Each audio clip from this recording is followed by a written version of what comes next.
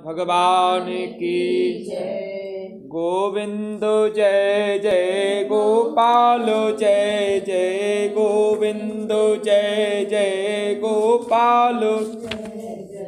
राधा रमण हरि गोविंद जय जय राधा रमण हरि गोविंद जय जय। बोल गोपाल कृष्ण भगवान की जय। माघ मास कृष्ण पक्ष छठ तिला एकादशी कथा।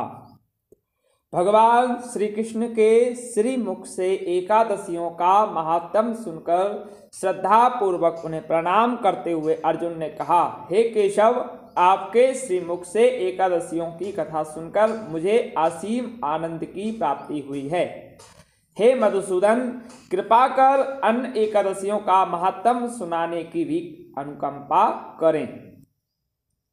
हे अर्जुन, अब मैं माघ मास के कृष्ण पक्ष की छठ तिला एकादशी व्रत की कथा सुनाता हूँ।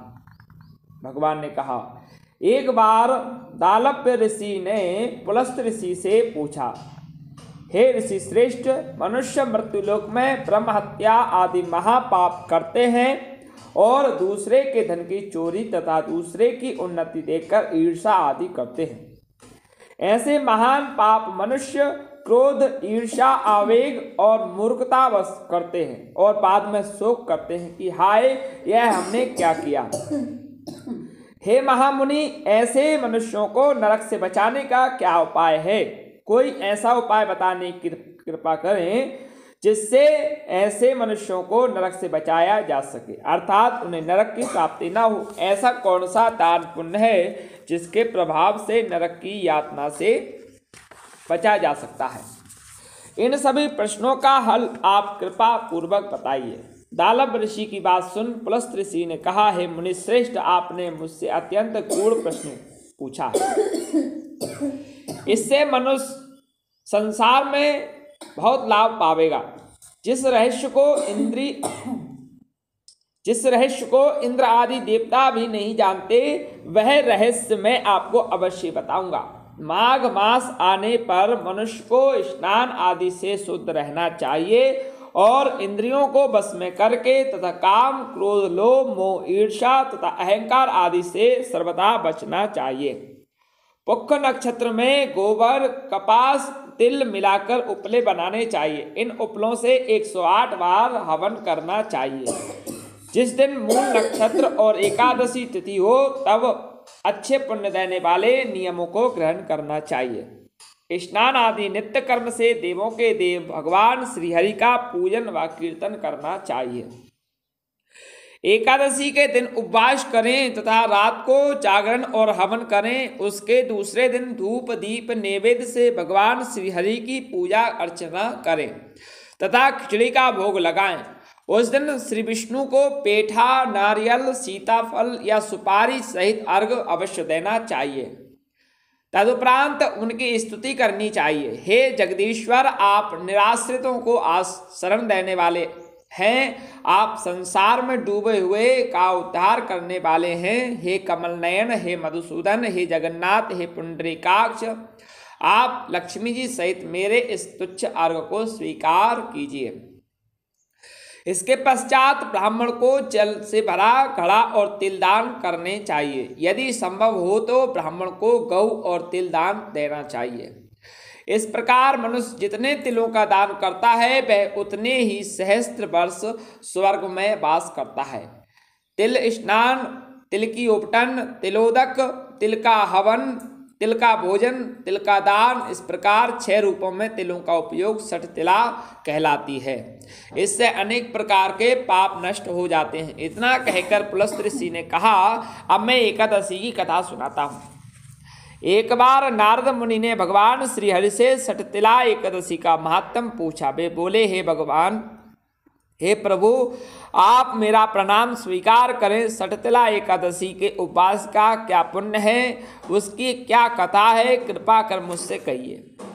नारद की प्रार्थना सुन श्री भगवान हरि ने कहा, हे नारद, मैं तुम्हें प्रत्यक्ष देखा सत्य वृतांत सुनाता हूँ, ध्यान पूर्वक श्रवण करो। बहुत पहले मृत्युलोक में एक ब्राह्मणी रहती थी। वह सदा व्रत उपवास किया करती थी। एक बार वह 1 मास तक उपवास करती रही। इससे उसका शरीर बहुत कमजोर हो गया। वह अत्यंत बुद्धिमान थी। फिर उसने कभी भी देवताओं तथा ब्राह्मणों के निमित्त अन्न आदि का दान नहीं किया। मैंने चिंतन किया कि इस ब्राह्मणी ने उपवास आदि से अपना शरीर तो पवित्र कर लिया है तथा इसकी वैकुंठ लोक की भी प्राप्ति हो जाएगी, किंतु इसने कभी अन्नदान नहीं किया। अन्न के बिना जीव की तृप्ति होना कठिन है। ऐसा चिंतन कर मैं मृत्यु लोक में गया और उस ब्राह्मणी से अन्न की भिक्षा मांगी। उस पर उस ब्राह्मणी ने कहा, हे योगीराज, आप यहाँ किस लिए पधारे हैं? मैंने कहा, मुझे भिक्षा चाहिए। इस पर उसने मुझे एक मिट्टी का पिंड दे दिया। मैं उस पिंड को लेकर स्वर्ग लौट आया। कुछ समय व्यतीत होने पर वह ब्राह्मणी शरीर त्याग कर स्वर्ग आई। मिट्टी के पिंड के प्रभाव से उसे उस जगह एक आम वृक्ष सहित घर मिला, किंतु उसने उस घर को अन्य वस्तुओं से खाली पाया। वह घबराई हुई मेरे पास आई और बोली, हे प्रभु, मैंने अनेक व्रत आदि से आपका पूजन किया है, किंतु फिर भी मेरा घर वस्तुओं से रिक्त है। इसका क्या कारण है? मैंने कहा, तुम अपने घर जाओ और जब देव स्त्रियां तुम्हें देखने आए तब तुम उनसे सठतिला एकादशी व्रत का महात्म्य और उसका विधान पूछ लेना। जब तक वह न बताएं तब तक द्वार नहीं खोलना। प्रभु के ऐसे वचन सुनकर वह अपने घर गई और जब देव स्त्रियां आईं और द्वार खोलने के लिए कहा तब उस ब्राह्मणी ने कहा, यदि आप मुझे देखने आई हैं तो पहले मुझे सठतिला एकादशी का महात्म्य बताएं।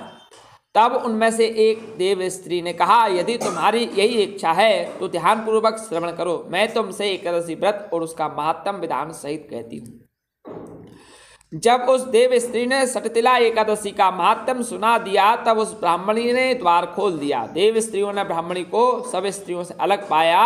उस ब्राह्मणी ने भी देव स्त्रियों के कहे अनुसार सठतिला एकादशी का उपवास किया और उसके प्रभाव से उसका घर धन दान से भर गया। अतः हे पार्थ, मनुष्यों को अज्ञान को त्याग कर सठतिला एकादशी का उपवास करना चाहिए। इस एकादशी व्रत करने वाले को जन्म जन्म की निरोगता प्राप्त हो जाती है। इस उपवास से मनुष्य के सभी पाप नष्ट हो जाते हैं। कथा का सार है कि इस उपवास को करने से जहाँ हमें शारीरिक पवित्रता और निरोगता प्राप्त होती है, वहीं अन्न तेल आदि दान करने से धन धान में बढ़ोतरी होती है। इससे यह भी सिद्ध होता है कि मनुष्य जो और जैसा दान करता है, शरीर त्यागने के बाद उसे फल भी वैसा ही प्राप्त होता है। अतः धार्मिक कृत्यों के साथ साथ हमें दान आदि अवश्य करना चाहिए। शास्त्रों में वर्णित है कि बिना दान किए कोई भी धार्मिक कार्य संपन्न नहीं होता। बोलो राधा कृष्ण भगवान की।